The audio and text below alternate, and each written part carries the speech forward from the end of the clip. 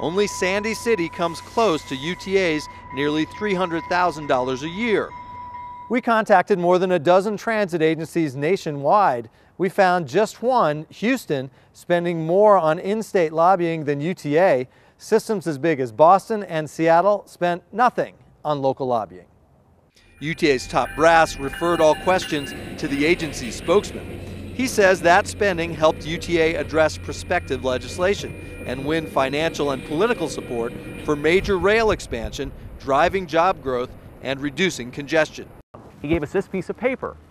It is Ivory's official position on radon, the same statement that they give to other homeowners in the area. It says, in part, Ivory cannot, quote, be held accountable for radon levels arising in any specific home, end quote. Ivory cites several reasons in a contract signed by homeowners. According to the EPA, soil tests cannot show how much radon a home will have once it's built, and radon levels can vary from house to house.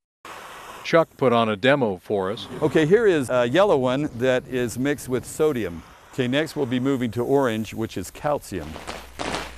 So when you're in the bleachers at your next fireworks show, you can give your friends and family a little chemistry lesson. For example, strontium will give you the color red in the sky. Barium will produce green, and copper will give you a blast of blue. Mike Clements got telescopes, bigger and bigger ones. Started looking at the stars, galaxies, planets. Until he got one big enough to earn him a nickname. Yeah, a few years back, they called me 1 meter Mike. 1 meter Mike. 1 meter Mike. It had a 40-inch, about 1 meter, mirror made by his friend Steve Dodds. 40 inches is pretty big. 40 inches is huge. It was bigger than the largest public telescope in Utah, and Mike Clements drove it around in a pickup truck. He would take it to rest stops, national parks. Show people the stars, the planets through the telescope. Do people usually haul around a 40-inch telescope? Nobody does. The thing is, Clements has a condition that afflicts many astronomers. It's called aperture fever. A craving for bigger and bigger telescopes. It's an incurable condition. Think of those mirrors as buckets. That's what it is. It's a light bucket. The bigger the bucket, the more that light you'll scoop up and be able to focus. One day, Dodds called him up. I said, Mike, I found you a 70-inch mirror. It's completed and it's ready to go. And what did he say? He screamed. So this is one of the places that we would get food, is out of these dumpsters here. I was arrested for assault, theft, trespassing. You have blinders on and all you can see is drugs. Yeah, my mom eventually got a restraining order. Pretty cold and fairly angry individual. I was pretty lost. Things were really dark. There wasn't much light left in me at the end. This is where the last place I was arrested. Kind of was the most relieved I'd been in a long time. It was kind of all over. And then she took up a different kind of footwork. My dad was a boxer. My grandfather boxed in the Army. My uncle won 2 Dallas Golden Gloves. It never occurred to me that girls could box. I didn't even think that that was a possibility. And then on a flight, she watched a movie, and she saw what was possible. Yeah, I saw $1 Million Baby on an airplane. And I thought, I could do that. I could try that. When she was 15, Rogers stepped into the ring. I think it was the challenge that was appealing to me. It was something different. It was something totally out of my comfort zone.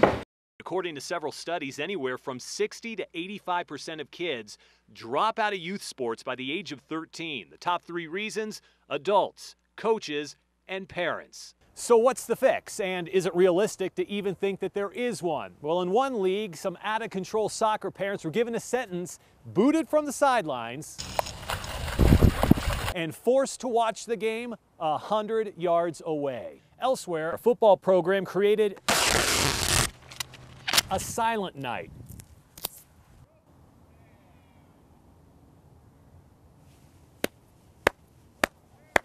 Other leagues make parents read and sign codes of conduct, and in Lehigh, It's just a game. For 2 school days, Joey, Ben, Lindsay. every student wears a small black box. What kind of data are you collecting? Sensors that record when they come within 4 to 6 feet of each other. That's about the distance a cough or sneeze can carry germs. Nick Castor will take that data and make a mathematical picture of a regular day at school. how these kids make contact with each other and mingle. She'll plug the data into computer models to see how the cold or flu could spread and what we could do to stop it. So if you call H1N1. Hi, my name is Alan Scariff and I'm from Galway, the west of Ireland. Alan and Kieran. Hi, my name is Kieran Hardyman and I'm from Galway, the west coast of Ireland. Have danced their way around the world. All the way. I just actually moved here to Salt Lake City. To Utah. I actually started dancing because my aunt actually had a school. So at the age of 4, she kind of took me under her wing. I started late. I started when I was 9. And it was basically my mother throwing me into the class. They danced to win trophies.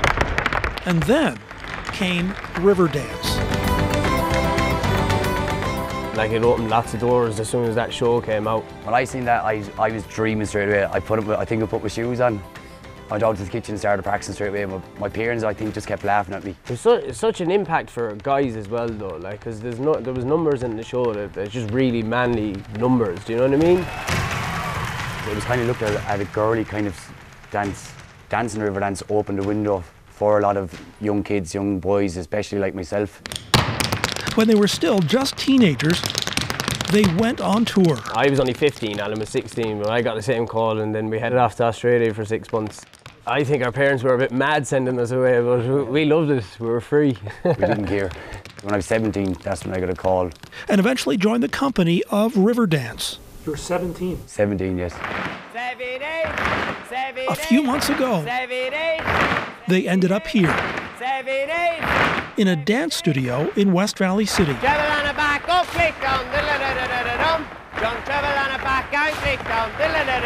We were getting, you know, as Alan said, kind of sick of living out of a suitcase, not even knowing what countries you're in at some stage. I've travelled 37 countries, Kieran's probably done 42.